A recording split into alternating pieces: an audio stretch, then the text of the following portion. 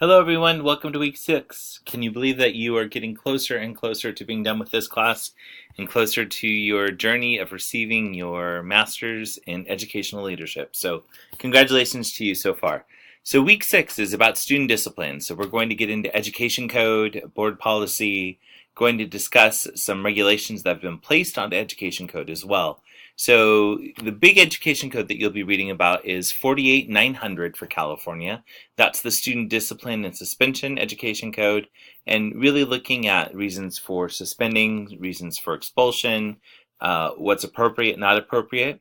So let's look at what this week is going to entail. So for reading, you're going to be reading Chapter 9 on student discipline in your California law book, having a discussion about, again, as I shared, 48900.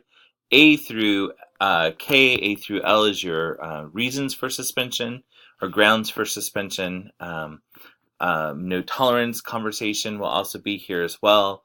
A reflection with your administrator on district policy about suspension might could be a conversation, and then talking about the assembly bill that limited, if you're in elementary, suspensions in grades kindergarten through 3rd grade for the area of lack of respect for authority. 48900K is that education code that has been overused and abused. But with that reading, you're also going to go into 2 other readings. The first one is written by Brown, and it's the looking at the emotional experience, so academic, social, and emotional experiences of students who've been excluded from school. It's a reflective piece hearing from different voices on what their experiences was for being disciplined or excluded or expelled from school or suspended from school. The second article you're going to read is Who Gets Suspended from School and Why by Mendez Knopf, and looking at the conversation about the disproportion of individuals in race, and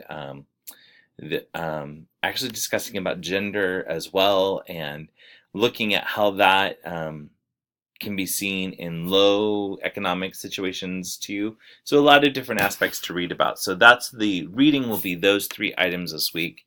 The chapter 9, the 2 articles. There's also a learning module that will again cover school discipline. And then you get into the discussion for this week. And this week it is more of a scenario situation.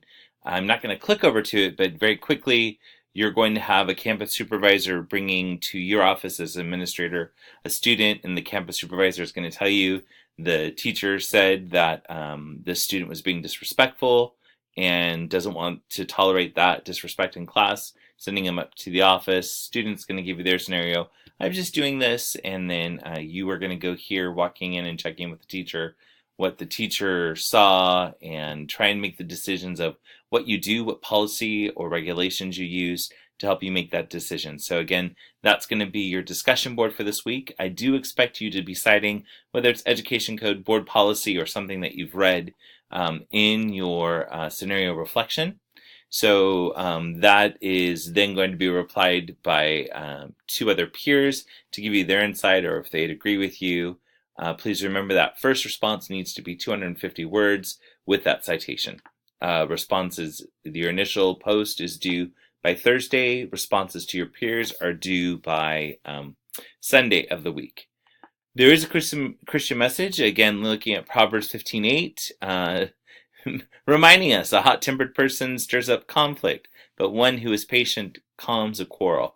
I have to tell you, in some situations as an administrator, you need to remind yourself of that, whether it's in student discipline or in teacher discipline as well. I know that that's not what we're getting into this week, but a cool head really does help in conversations. And then the last thing for this week is we're getting into your paper that's due, and that's assignment number 3, the policy interpretation.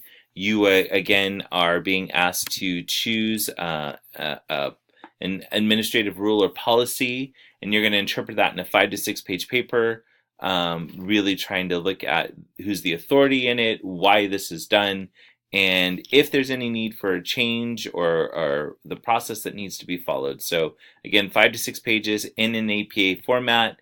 Please remember to follow the Concordia guidelines for APA formatting, as you will be held to those. It's always wise to use the template as your guide.